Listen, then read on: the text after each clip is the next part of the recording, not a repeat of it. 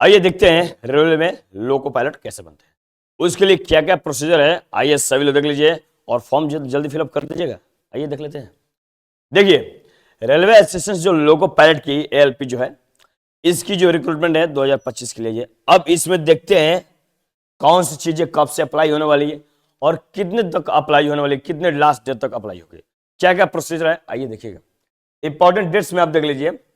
ये आपकी application begin है कितना तारीख से, समझ रहे हैं? ये अप्रैल 12 से। कब से बिगिन है जी? अप्रैल 12 से, ठीक ना। यानी कि 12 तारीख से ये चल रहा है, एप्लीकेशन अप्लाई हो रहा है, ठीक ना।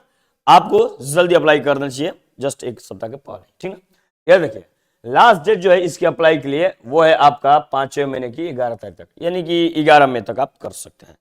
इससे ज्यादा विलंब नहीं होना चाहिए, ध्यान रखिएगा। और मान लीजिए जो भी फॉर्म अप्लाई के समय कुछ मिस्टेक्स हुए होंगे या फिर फॉल्ट हुए होंगे, उसके लिए करेक्शन की भी तिथि दी जाती है, ठीक ना। तो करेक्शन के लिए या फिर मॉडिफाइड फॉर्म्स अगर करना है, फॉर्म में कुछ सुधार करना है, तो उसके लिए देखिए आपको दिया है कि 14 से लेकर 23 मई के बीच तक आप इसको क्या कर सकते हैं जी? सुधार कर सकते हैं। ये आपके अप्लाई से संबंधित डेट्स हैं, ठीक ना।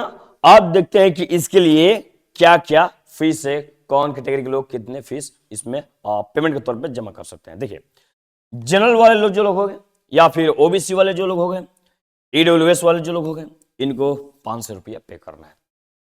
इसमें अगर हम लोग बात करते हैं एससी एसटी की या फिर फिजिकली जो चैलेंज होते हैं, उनके लिए 250 रुपए। कितने जी? 250 रुपए। और ऑल कैटेगरी में अगर विमेन की बात किया जाए, यानी महिला लोग की बात किया जाए, गर्ल्स हो या फिर मैरिड वुमन हो, कोई हो, लेकिन जब फीमेल कैटेगरी की बात किया जाता है, चाहे वो किसी भी कैटेगरी से हो, तो उनके लिए भी आपकी टोटल कितनी फीस है जी? पेमेंट 250 रुपए आपको अप्लाई के समय पेमेंट करना होगा। अब देखते हैं कि इसके लिए क्या क्या आपको एज लिमिट्स है। आइए एज लिमिट्स को भी थोड़ा देख लेते हैं। चलिए, ये देखिए, जो आपका मिनिमम एज लिमिट है, मिनिमम यानी कि मिनिमम आपको कम से कम होना चाहिए कितना जी? 18 वर्ष तक होना चाहिए, इससे कम तो चलेगा ही नहीं। मैक्सिमम जो आपका एज होना चाहिए वो आपका एज चलना चाहिए कितना तक? 30 वर्ष तक, यानी कि 30 वर्ष तक आपको चलना चाहिए। अगर आप चाहे, मान लीजिए कि किसी का 18 वर्ष पूरा हो चुका है, तो वो कहां शुरू होना चाहिए, कहां तक, ये देखिएगा।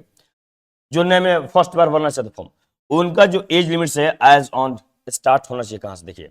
यानी कि ये 7वें महीने के 1 तारीख तक, ये 7वें महीने के 1 तारीख तक अगर इसके अंदर में किसी का डेट ऑफ बर्थ आप मान लीजिए कि इस एज में है, तो वे लोग इसको क्या कर सकते जी? फॉर्म को भर सकते हैं। यानी एज लिमिट जो है अधिकतम आपको इतना तक देना पड़ेगा, 7वें महीने के 1 तारीख तक।